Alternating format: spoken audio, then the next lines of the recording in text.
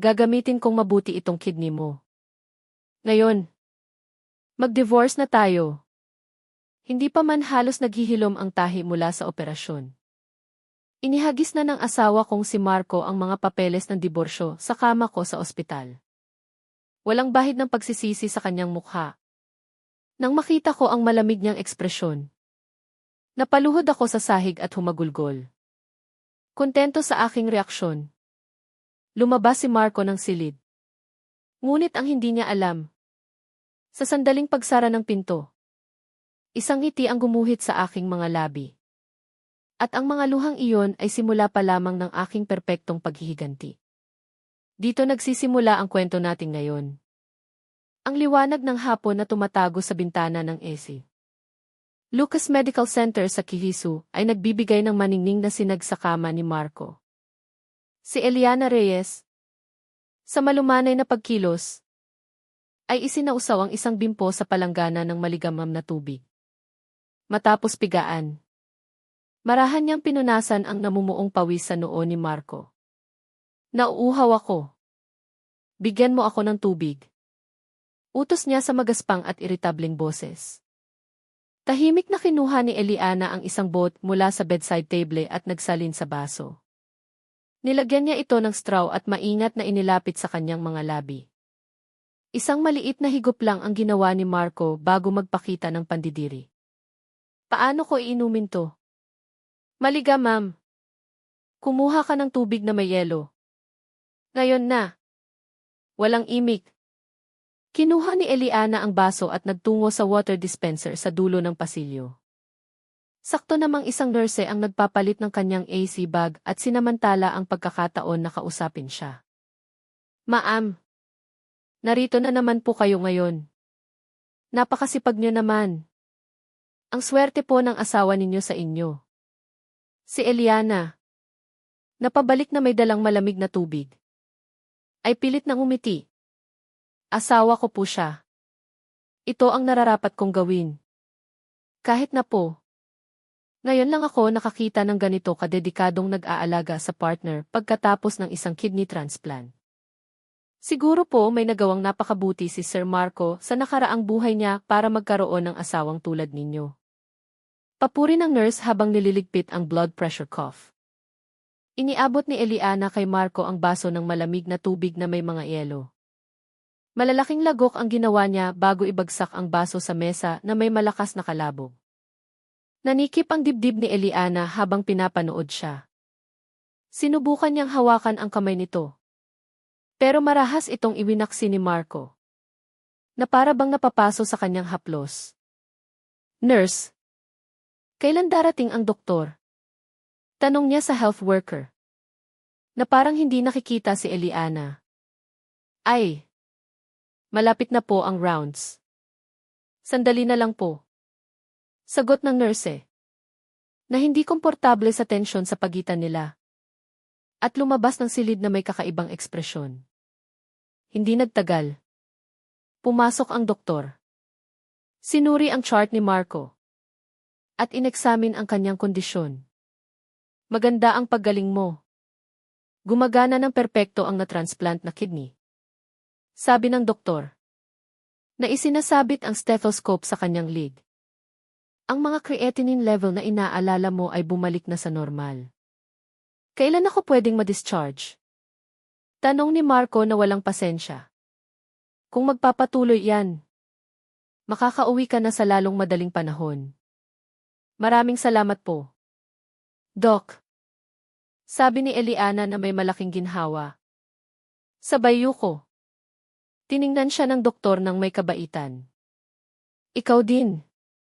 Eliana, marami kang pinagdaanan. Bilang donor, kumusta ang paggaling mo? Mabuti naman po. Salamat. Huwag ka pa ring magpapapagod. Hindi madali ang mabuhay na may iisang kidney. Pagkaalis ng doktor. Biglang bumangon si Marco na parang hinihintay lang ang sandaling iyon. Binuksan niya ang drawer ng mesa at kinuha ang isang sobre. Heto. Walang emosyon niyang inihagis ito sa kama. Si Eliana, na kinakabahan, ay dinampot ito na nanginginig ang mga kamay. Hindi siya makapaniwala sa kanyang nakita. Isang divorce agreement. Ano? Ano to? Ang kanyang boses ay parang isang hinaing. Si Marco, na nakatingin sa labas ng bintana, ay sumagot.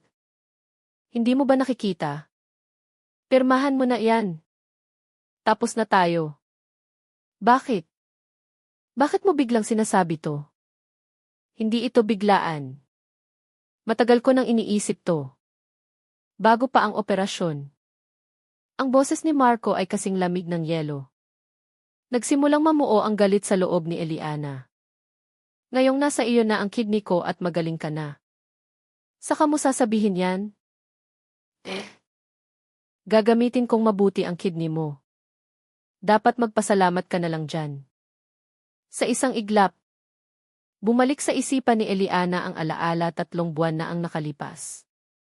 Sa parehong silid ng ospital, si Marco, na unti-unting nanghihina dahil sa kidney failure, ay desperadong hinawakan ang kanyang kamay.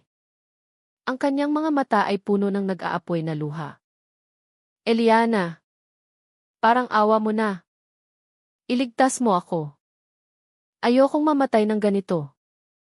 Ibinagsak ni Marco ang kanyang mukha sa kamay ni Eliana. Umiiyak na parang bata. Sabi nila, mabubuhay ako kung makukuha ko ang isa sa mga kidney mo. Babayaran kita habang buhay. Pangako. Araw-araw kong hugasan ang mga paa mo kung kailangan. Para sa anak natin. Si Leo. Paano natin hahayaang lumaki siya na walang ama? Pagmamakaawa niya. Habang idinidikit ang kamay ni Eliana sa kanyang pisngi. Si Eliana, habang pinupunasan ang kanyang luha, ay nagdesisyon. Ibibigay ko sa iyo ang kidney ko. Kailangan mong mabuhay. Talaga?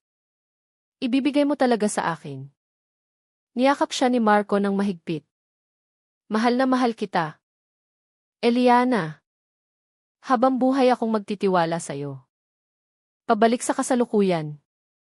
Ang mga papeles ng diborsyo ay nahulog mula sa mga kamay ni Eliana. Lahat ng sinabi mo noon. Kasinungalingan lang. Higit pa sa kasinungalingan. Paraan iyon para mabuhay. Kailangan kong gawin yon noon. Sagot ni Marco ng buong kawalang hiyaan. Sakto namang bumukas ang pinto.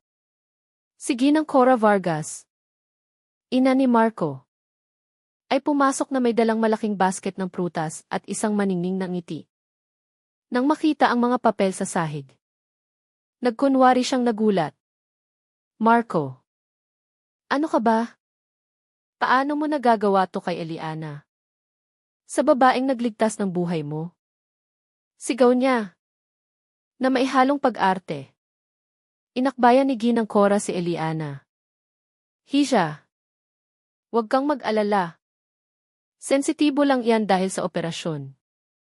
Pagpasensyahan mo na. Ikaw naman ang may malawak na pangunawa. Di ba? Inay. Tiningnan siya ni Eliana. Sa isang saglit, naging yelo ang tingin ng ginang bago bumalik sa pagiging maamo. Marco. Tigilan mo yan. Sigaw niya sa anak. Hindi mo pwedeng tratuhin ng ganito si Eliana. Pero sa gitna ng perpektong palabas, nakita ni Eliana ang katotohanan. Ang kamay ni Ginang Cora sa kanyang balikat ay humihigpit ng hindi niya namamalayan. Hisha, umuwi ka muna. Ako na ang bahalang kumausap kay Marco. Sabi nito. Habang naglalakad si Eliana palabas, bumagsak ang kanyang mga luha sa malamig na pasilyo ng ospital. At doon, narinig niya ang usapan mula sa loob ng silid. Ang galing mo. Anak, ngayong wala na ang pabigat na babaeng yon. Makakapagsimula na tayo ulit. Ito ang tunay na boses ni Ginang Cora. Gumuho ang mundo ni Eliana. Isang linggo matapos ma-discharge si Marco. Nag-impact si Eliana sa isang maliit na apartment malapit sa ospital. Wala siyang natanggap na kahit isang tawag mula kay Marco. Kumuha siya ng taxi papunta sa kanilang luxury condo sa Keys. Pagdating doon, hindi bumukas ang pinto gamit ang dati nilang security code. Maya-maya, bumukas ito mula sa loob. Isang babaeng hindi niya kilala. Nakasuot ng mamahaling damit mula ulo hanggang paa. Ang lumitaw. Sino ka? Bakit mo sinusubukang pasukin ang bahay ng may bahay? Tanong ng babae ng may pangmamata. Anong sino ako? Bahay ko to. Gulat na sagot ni Eliana. Bahay mo? Ha? Anong kalokohan yan? Pag-aari ito ng aming kumpanya. Tumawang sabi ng babae. Noon. Narinig ni Eliana ang boses ni Marco mula sa loob. Isabel. Sino yan? Lumabas si Marco. Ganap ng magaling. Suot ang isang mamahaling designer tracksuit. Ah. Ikaw pala. Eliana. Sabi niya. Na para bang isang istorbo lang siya sa kalye. Marco. Anong ibig sabihin nito? At sino ang babaeng ito? Pumasok ka na lang para hindi tayo gumawa ng eskandalo. Sabi ni Marco. Sa loob. Iba na ang lahat. Ang mga muebles na pinili ni Eliana ay wala na. Napalitan ng makintab na itim na leather sofa at malamig na marmol na mesa. Nasaan ang mga gamit ko? Ang mga gamit mo? Tinapon na namin. Siyempre.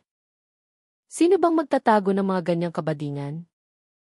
Sagot ni Isabel Vance. Na eleganteng umupo sa sofa. Tinapon nyo. Nanginginig ang boses ni Eliana. Makinig ka. Malamig na paliwanag ni Marco. Ang apartment na ito ay pag-aari na ng kumpanya ni Isabel. Wala ka ng karapatan dito. Hindi pwede. Bahay natin to na pinaghirapan nating dalawa. Huwag mo akong patawanin. Ako ang kumita ng pera. Pang-insulto ni Marco. Napatingin si Eliana sa isang estante. Naroon pa ang luma nilang music box. Ang regalo ni Marco noong nag-propose siya. Kukunin na sana niya ito. Pero mas mabilis si Marco. Hinampas niya ang kamay ni Eliana. Itong sentimental na basura na to. Nandito pa pala. Sabi niya. Bago walang awang ibagsak ang music box sa sahig. Nagkapira-piraso ito. At ang ulo ng balerina ay gumulong palayo. Bakit? Bakit mo ginagawa to? Lumuhod si Eliana. Pinupulot ang mga basag na piraso. Dahil gusto ko ng malinis na simula. Gusto kong burahin ang lahat ng nag-ugnay sa iyo sa akin. Inihagis ni Marco ang isang folder sa mesa. Wala ka ng anumang ari-arian na nakapangalan sa iyo. Tandaan mo yung mga pinirmahan mong papeles bago ang operasyon. Iyon. Doon naintindihan ni Eliana ang lahat. Ang mga papeles na iyon ay hindi para sa operasyon, kundi para sa paglipat ng lahat ng kanyang ari-arian. Plinano niyo ang lahat ng ito mula sa simula. Masasabi mo yan. Kibit balikat ni Marco. Gusto mo lang ng kidney ko para iwanan ako. Iwanan? Mas magandang sabihin na. Kanya-kanyang landas na lang tayo. Tumayo si Eliana. Hawak ang mga piraso ng music box. Dumugo ang kanyang palad dahil sa isang matulis na bahagi. Magbabayad kayo sa ginawa nyo. Umalis siya ng apartment na iyon. Sa elevator. Bumigay ang kanyang mga tuhod at napaupo siya. Sa lobby. Inabutan siya ng concierge ng 2 maalikabok na kahon. Iyon na lang ang natira sa kanya. Dumiretso siya sa bahay ng kaibigan niyang si Katrina, Kat David. Sa sofa ni Kat. 3 araw na siyang tulala. Parang wala ng kaluluwa. Ellie. Kumain ka naman. Pagmamakaawa ni Kat. Na may dalang mainit na sopas. Wala akong gana. Kat. Sana mamatay na lang ako. Ano ka ba? Huwag kang magsalita ng ganyan. Niyugyug siya ni Kat. Mamamatay ka para sa gagong yun? Hindi pwede. Ibinigay ko sa kanya ang isang bahagi ng katawan ko. Kat, ang kidney ko. At ito ang igaganti niya. Ellie. Yung abogado na tumulong sa akin sa divorce ko. Magaling siya. Kausapin natin. Sabi ni Kat. Kinabukasan. Nasa opisina sila ni Atty. James. Matapos marinig ang buong kwento. Umiling ang abogado. Sa totoo lang. Napakahirap ng laban na ito. Pwede nating patunayan ang panloloko niya. Pero ang paglipat ng assets ay legal na ginawa. At may pirma mo. Kahit pa nag-donate ako ng kidney ko. Sa batas, ang organ donation ay itinuturing na kusang loob at altruistic. Hindi ito pwedeng ituring na bayad para sa isang bagay. Paglabas nila ng opisina, sa isang malaking D-screen sa bintana ng isang appliance store, nakita nila si Marco. Nagpapasalamat ako sa anonymous donor na nagligtas ng buhay ko. Hinding-hindi ko malilimutan ang kanilang sakripisyo. Sabi niya na may ngiti. Napakasinungaling. Bulong ni Kat. Pumunta si Eliana sa bahay ni Ginang Cora. Hinarang siya nito sa pinto. Anong ginagawa mo rito? Inay. Tulungan niyo po ako. Anong gusto mong gawin ko? Tapos na ang lahat. Kumuha ang ginang ng isang sobreng puno ng pera. Heto. Kunin mo to at huwag ka nang magpapakita. Inay. Ibinigay ko ang kidney ko sa anak niyo. At habang buhay akong magpapasalamat doon. Pero hindi pwedeng maging pabigat yan sa kanya habang buhay. Huwag ka nang maging hadlang sa amin. At isinara ang pinto sa mukha niya. Bumalik si Eliana kay Kat na talunan. Lahat ng abogado ay tinatanggihan siya. Kat, hanggang dito na lang siguro. Sabi ni Eliana. Habang tinitingnan ang mga rejection letter. Anong hanggang dito? Hindi pa nga tayo nagsisimula. Inilapit ni Kat ang kanyang laptop. Ellie. Tingnan mo to. Si Atty. Ricardo Cardo de Leon. Ang abogado ng mga dehadong kaso. Mababa ang success rate niya. Pero tumatanggap lang daw siya ng kaso na pinaniniwalaan niya. Kinabukasan. Mag-isang pinuntahan ni Eliana ang opisina ni Atty. De Leon sa isang luma at medyo sira-sirang gusali sa eskolta. Sa loob. Tambak ang mga papel. Wala po kayong appointment. Sabi ng sekretarya. Bumalik na lang po kayo next week. Akmang aalis na si Eliana nang bumukas ang pinto ng opisina. Lumabas ang isang lalaking nasa katanghalian ang edad. Pagod ang mukha pero matalas ang mga mata. Ito si Atty. De Leon. Napansin niya ang folder na hawak ni Eliana. Nabasa niya ang mga salitang key organ donor certificate. Anong kaso mo? Hisha. Tanong niya. Tungkol po sa divorce. Pero, may kinalaman ba iyan sa organ donation? Turo niya sa folder. Opo. Ibinigay ko po ang kidney ko sa asawa ko. Tapos iniwan niya ako at ninakaw lahat ng ari-arian ko. Humikbing sabi ni Eliana. Miss Ortiz. I-delay mo ng 1 oras ang susunod kong appointment. Sabi ng abogado sa kanyang sekretarya. Halika. Hisha. Pumasok ka. Sa loob ng magulo niyang opisina. Ikinuwento ni Eliana ang lahat. Nakinig ng mabuti si Atty. De Leon.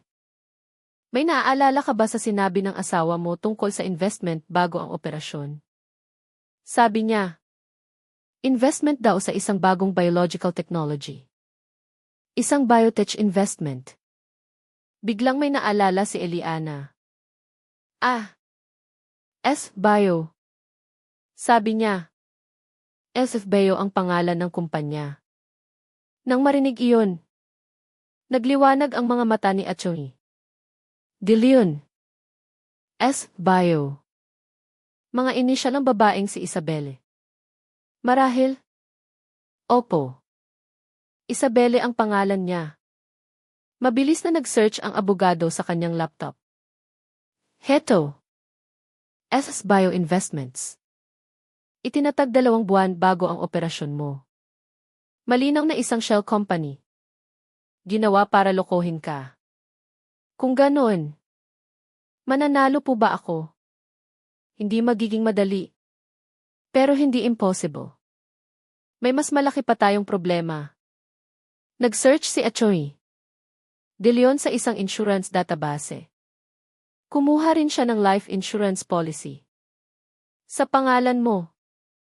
$1,000,000. Ang beneficiary. Ang asawa mo. Si Marco. Nanlamig si Eliana. Ibig sabihin, gusto niya akong mamatay. Mataas ang posibilidad. Pero dahil naging successful ang operasyon, nagbago sila ng plano.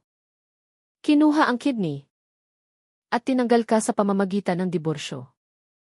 Kailangan natin ng matibay na ebidensya. Isang voice recording kung saan aaminin nila ang lahat. Binigyan ni Atty. De Leon si Eliana ng isang maliit na recorder. Puntahan mo ulit ang biyenan mo. Magpakita kang desperado. Na parang wala ka ng pag-asa. Siguradong magiging kampante yan at aaminin ang lahat. Bakit niyo po ako tinutulungan ng ganito? May kapatid akong babae.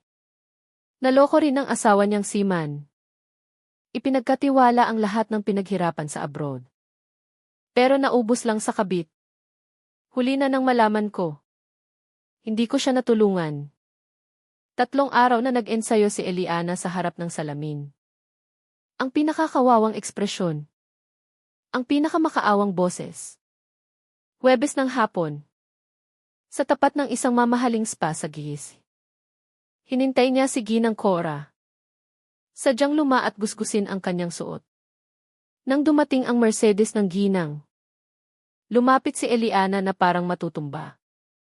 Inay! Ano ka ba? Anong ginagawa mo rito? Nakakahiya. Sabi ni Ginang Cora. Habang pinagtitinginan sila ng mga tao. Inay! Pakinggan niyo po ako. Parang awan niyo na. Hinawakan niya ang braso nito. Bitiwan mo ako. Tinulak siya ng ginang. Noon. Lumuhod si Eliana sa sahig. Inay. Nagmamakaawa po ako. Nagpula ang mukha ni Ginang Cora sa hiya. Tumayo ka dyan. Hinila niya si Eliana papunta sa fire exit ng gusali. Ano ba ng eksena mo? Nababaliw ka na ba? Inay. Patawarin niyo po ako. Kasalanan ko po ang lahat. Umiiyak na sabi ni Eliana. Hindi ko po kayang mabuhay nang wala si Marco. Unti-unting lumambot ang ekspresyon ng ginang. Buti naman at nalaman mo na kung saan ka lulugar. Inilabas nito ang sobre ng pera. Heto. Kunin mo to at maglaho ka na. Alam niyo po ang lahat mula sa simula. Di ba? Naiiwanan ako ni Marco pagkatapos ng operasyon. Isang mapanlibak na tawa ang pinakawala ni Ginang Cora. Kailangan mo pa bang itanong yan? Anak ko siya. Ang tanga-tanga mo. Kunin mo iyan at lumayas ka. Umiiyak na dinampot ni Eliana ang sobre. Nang makaalis ang ginang, dahan-dahang itinaas ni Eliana ang kanyang ulo. Ang mga luha ay biglang tumigil. Inilabas niya ang recorder mula sa kanyang bulsa. Nakarecord ang lahat. Sinundan niya ang ginang sa loob ng espe. Mula sa labas ng private room. Narinig niya itong kausap ang isang amiga sa telepono. Hay naku! Darling! Yung ex-manugang ko. Lumuhod pa sa harap ko. So pathetic. Pero in fairness, dahil sa katangahan niya, a life was saved. Libreng kidney. Plus all her assets. Bongga. Di ba? May mas tanga pa ba sa kanya sa mundo? Nanginig sa galit si Eliana. Pero hinigpitan niya ang hawak sa recorder. Paglabas ng ginang, sinundan niya ito hanggang sa parking. Bago umalis ang sasakyan, tumawag ulit ito. Marco. Anak. Si ina ito. Naayos ko na si Eliana. Sumuko na siya. Huwag ka nang mag-alala. Nang makaalis ang sasakyan, pinindot ni Eliana ang stop button. Tinawagan niya si Atty. De Leon. Attorney. Nakuha ko na. Magaling. Ipadala mo sa akin ang file ngayon din. Kinabukasan, nagpadala si Atty. De Leon ng isang formal na legal notice kina Marco at Isabel, na nagdedetalye ng lahat ng krimen na alam nila. Nagpanik ang dalawa. Nag-hire sila ng pinakamalaking law firm sa bansa. Bago ang paglilitis, pinuntahan ni Eliana si Marco sa isang restaurant. Binibigyan kita ng huling pagkakataon. Lumuhod ka. Humingi ng tawad. At isauli mo ang lahat ng kinuha mo sa akin. Tinawanan lang siya ni Marco. Dumating ang araw ng paglilitis. Puno ng media ang labas ng korte. Sa loob, unang iprinisinta ni Atty. De Leon ang mga dokumento ng FBI, ang life insurance, at ang testimonya ng isang empleyado ng bangko na nagpatunay na si Marco at Isabel lang ang nag-withdraw ng pera ni Eliana habang siya ay nasa ospital. Ngunit ang pinakamatinding ebidensya ay ang huli. Ipinatugtog ni Atty. De Leon ang recording ni Ginang Cora. Ang talino ng anak kong si Marco. Niloko ang isang tanga na tulad mo para makakuha ng libreng kidney at lahat ng pera niya. Isang magandang deal. Nang marinig ang sariling boses, sumigaw si Ginang Cora at hinimatay. Nagkagulo ang courtroom. Sa ikalawang pagdinig, ipinakita ni Atty. De Leon ang mga text messages ni na Marco at Isabel, kung saan pinag-uusapan nila ang pag-alis kay Eliana pagkatapos ng operasyon. Sa sobrang stress, biglang sumakit ang tagiliran ni Marco. Aray! Ang kidney ko! Ang kidney ko! Sigaw niya. Bago bumagsak sa sahig. Acute rejection. Nasira ang na-transplant na kidney dahil sa matinding stress. Habang isinusugod sa ospital, iniwan siya ni Isabel. Paumanhin. Pero hanggang dito na lang ako. Iiwan na kita. Sabi nito, gamit ang mismong mga salita ni Marco. 1 taon ang lumipas. Sa pagbubukas ng Isali Dumay Foundation for Women's Rights, tumayo si Eliana sa podyum bilang presidente. 1 taon na ang nakalipas. Dumaan ako sa pinakamadilim na bahagi ng aking buhay. Pero ngayon, gusto kong ibahagi ang tapang at pag-asang iyon sa iba. Pumalakpak ang lahat. Naroon sina Atty. De Leon at Kat. Puno ng pagmamalaki. Samantala, sa isang dialysis unit, si Marco, maputla at walang buhay, ay nakatitig sa kisam. Ang kidney na ninakaw niya ay wala na. Ang kayamanan niya, naubos sa kaso. Si Isabel, nahuli sa airport at ikinulong dahil sa money laundering. Si Ginang Cora, kinasuhan din. Si Eliana naman ay nagpatuloy. Mula sa abo ng pagkakanulo, bumangon siya. Hindi bilang biktima, kundi bilang isang mandirigma. Masaya siya. Kahit iisa na lang ang kanyang kidney. Ang kanyang tunay na buhay ay nagsisimula pa lamang. Ang bawat sugat ay nag-iiwan ng pilat. Pero ang pilat ay simbolo hindi lang ng sakit, kundi ng katatagan. Kung may kilala kang isang Eliana sa buhay mo, o kung ikaw mismo ay lumalaban, ibahagi ang kwentong ito bilang paalala na may pag-asa. I-comment sa ibaba kung anong aral ang nakuha mo sa kwento.